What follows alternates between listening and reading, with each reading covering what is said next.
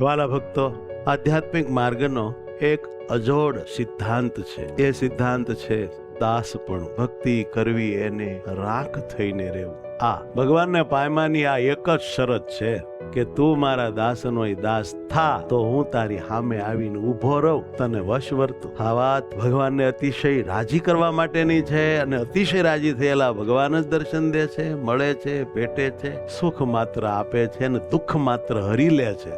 પણ તિનકે દાસ થાવું એ ઘણું કઠણ પડે છે. પણ જ્યાં સુધી જીવનને કેફ છે ને, હું આમ કરું, હું તેમ કરું, ત્યાં સુધી ભગવાન એને એમ કે કર્યા કર, હું જોયા કરું. જેદી થાક તેદી કહેજે, ઊંચા હાથ કરીને પોકાર કરજે, હું આવીને હાથ પકડી લઈશ.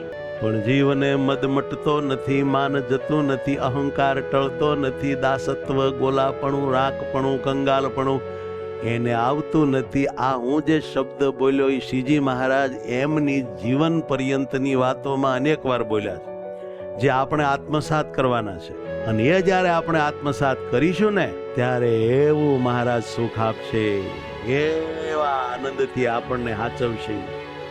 અરે કૌને તો પ્રભુ પોતે આપણી પાછળ ફરશે, એવી એમની દયા થશે. પણ શરત છે દાસપણું, રાખપણું કેળવો, અને એ કર્યા વગર છૂટક્યો નથી.